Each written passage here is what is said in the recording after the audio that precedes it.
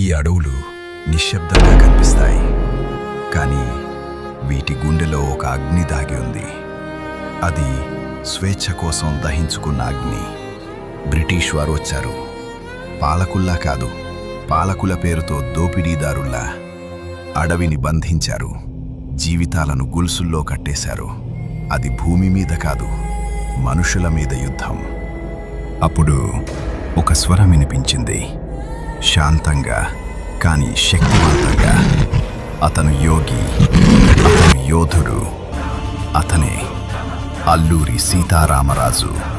అతను ఆయుధాలివ్వలేదు, అతను ధైర్యమిచ్చాడు. భయంతో వణికిన హృదయాల్లో అగ్నిని వెలిగించాడు. వంగకండి, పోరాడండి అని గర్జించాడు.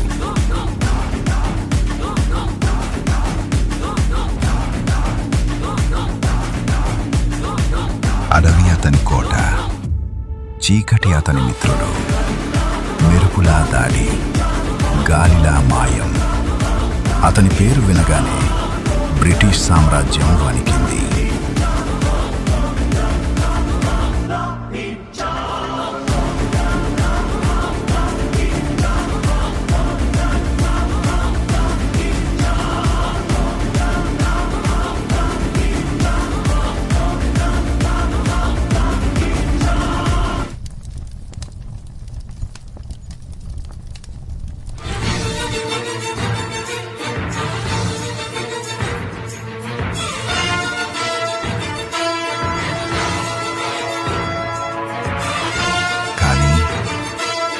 మార్గం సులభం కాదు.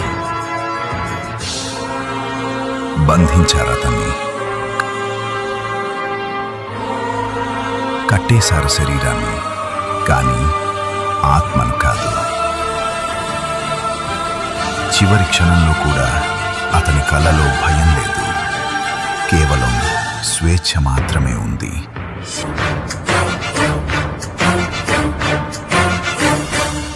బుల్లెట్ల వాన అల్లూరి పైన కురిసిందినాడు. తల తెగిన కాని తల వంచబోడు మన తెలుగువాడు. పుడతారు వేల వీరులే ఒక్క వీరుడే ఒరిగి. పుడతాయి విప్లవాలెన్నో వీర రక్తాలు చింది. ఒకసారి కాదు 1000 సార్లు మళ్ళీ పుడతాడు అతడు. ద్రోహులను చీల్చి చెండాడి సింహమవుతాడు అతడు.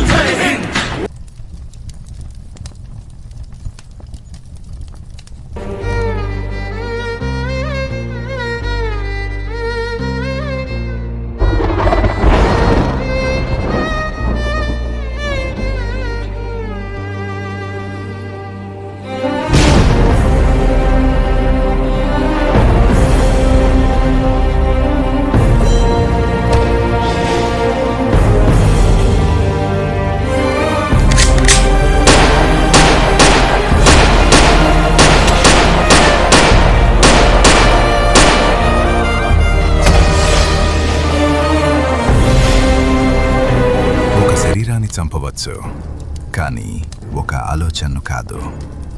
ఈ గాలి, ఈ ఆకులు, ఈ నేల అన్నీ ఇంకా ఒకే కథ చెప్తున్నాయి.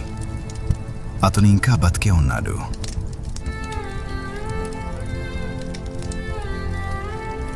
మన్యం వీరుడు, ఎప్పటికీ అమరుడు.